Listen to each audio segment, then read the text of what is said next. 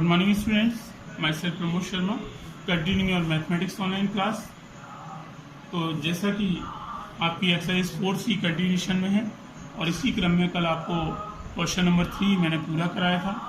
तो जैसा कि एचसीएफ निकालने के दो मेथड हैं, एक मेथड जिसमें कि हमने प्राइम फैक्टराइजेशन मेथड से सवालों को निकालना सीखा था, आज क्वेश्चन 4 में डिवाइडिंग मेथड से सवालों को निकालना सिखाया जा रहा है। तो सभी बच्चे ध्यान से इस प्रोसेस को सीखेंगे और आगे के सवालों को करने का प्रयास करेंगे। तो question number 4, find the HCF using division method. तो यहाँ पर 36 और 63 का आपको एचसीएफ निकालना है। तो डिवीजन मेथड में इन दोनों नंबर्स को जो बुक में दिए हुए हैं हमें इस तरह से हमें डिवाइडिंग प्रोसेस में रखना है। यहाँ छोटे नंबर से बड़े नंबर को डिवाइड किया जाता है, लेकिन ये जो डिवाइड का प्रोसेस है वो हमारे नॉर्मल डिवीज़न प्रोसेस से थोड़ा अलग है। तो इसको बच्चे समझने का प्रयास करेंगे। यहाँ पर जैसे कि हमें डिवाइड में रखते हैं कि छोटे नंबर से हम बड़े नंबर को डिवाइड करते हैं, रखना हमें उसी तरह से है।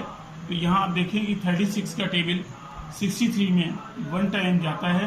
तो 36 × 36 इसको माइनस करते हैं, आपका 27 रिमाइंडर बचता है। लेकिन यहाँ पर ऐसा नहीं है कि हमें सवाल को ख़त्म कर देना है, हमें इस प्रोसेस को आगे कैसे बढ़ाना है कि हमें यहाँ रिमाइंडर में 27 बचा है, लेकिन इसका जो लास्ट डिवाइज़र था 36 उसको इसके आगे रखना है। आपका जो पिछला डिवाइज़र है उसको इसके आगे रखना है 36 को, और फिर आपके पास एक नया सवाल बनेगा कि 27 डिवाइड करना है 36 से। तो यहाँ पर 26 बन जाए 27 एक बार फिर आपका जाता है मल्टीप्लाई। तो यहाँ पर इसे माइनस करने पर आपका 9 बचता है। 9 जो रिमाइंडर बच रहा है यहाँ पर सवाल को नहीं ख़त्म करना है, इसको एज ए डिवाइज़र बनाना है, और पुराना जो आपका डिवाइज़र है उसको एज ए डिविडेंड बनाना है। यहाँ पर आपको 27 लिखना है। तो 9 3 × 27, और यहाँ पर आपका जो आंसर है वो 0 आता है। तो यहाँ हमारा प्रोसेस खत्म होता है। The HCF is 9, the last divisor is 9, hence the HCF is 9। तो इस तरह से आपको प्रोसेस को पूरा करना है। आगे एक और सवाल मैंने आपके लिए किया है, 119 और 187 का एचसीएफ निकालना है। तो 119 और 187 को जैसे हम डिवीजन प्रोसेस में नंबर्स को लिखते हैं उसी तरह से हमने लिखा इसको। तो 119 से जो डिवाइड करते हैं तो 1 टाइम डिवाइड होता है। 119 में जब 119 माइनस करने पर 68 आपका रिमाइंडर आता है, और इसके आगे जो पुराना डिवाइज़र है 119 हम इसके आगे लिखते हैं। 68 से डिवाइड करने पर आपका 1 टाइम डिवाइड होता है, 68 बन जाए 68। Now the remainder is 51। इसके बाद आगे इस प्रोसेस को आगे करेंगे तो 68 को आगे उतारेंगे, ये आपका डिविडेंड होगा नया। तो 51 बन जाए 51। इसको आपस में सब्ट्रैक्ट करेंगे तो 17 इज द रिमाइंडर, और फिर लास्ट में देखते हैं तो 17 आपका रिमाइंडर बचता है, और इसका पुराना जो डिवाइज़र है उसको एज ए न्यू डिविडेंड बना दिया जाता है। तो 17 3 या 51, यहाँ प्रोसेस खत्म हो गया आपका। तो इस तरह से इसे कंटिन्यूशन में आपको डिवाइड करते चले जाना है।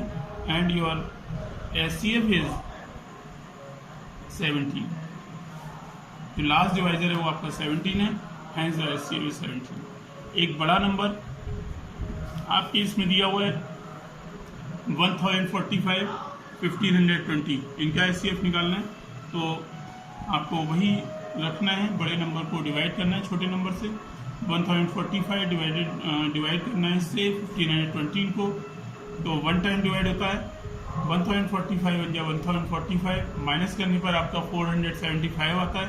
तो 475 को नया डिवाइज़र और पुराने वाला जो है आपका नंबर उसको नया डिविडेंड बना दिया जाता है। 475 या 950, इनको आपस में माइनस करने पर आपका 95 रिमाइंडर बचता है, और पुराना जो डिवाइज़र 475 है उसको नया डिविडेंड बना दिया जाता है।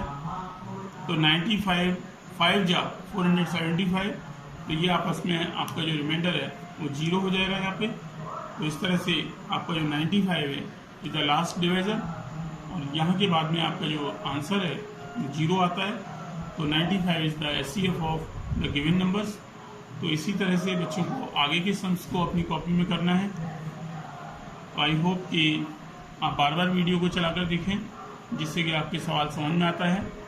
और इसके बाद भी अगर नहीं समझ में आ रहा है तो आप मुझे कांटेक्ट कर सकते हैं। 4 to 5 आपको जैसा कि टाइम दिया हुआ है। That's all today, have a nice day.